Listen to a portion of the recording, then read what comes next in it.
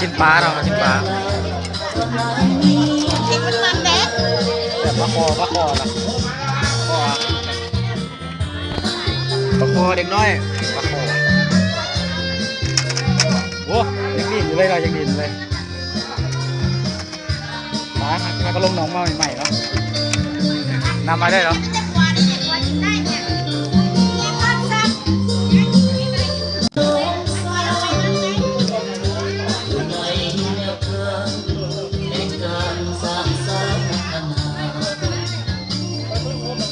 ชอบไปที่ซื้อมาจะเอาน่ะ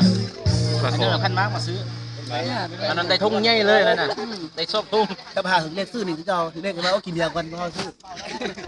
แท้ไม่ซื้อกินเดียวกันต้องแหล่ถึงเลขนี่เน้นบ่เอาคันมากกว่ารู้ ไก่น่ะ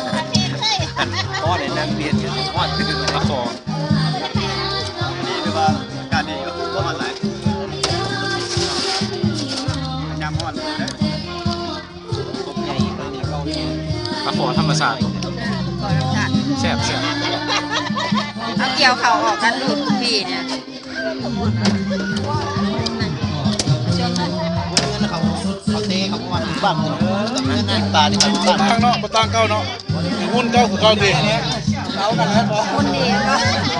เขาอันนี้ที่ได้มาได้เคยมาเลยนี่ เดี๋ยวจะได้มาเคย เห็นหรอเห็นยืนเช้าน่ะเช้าน่ะดิ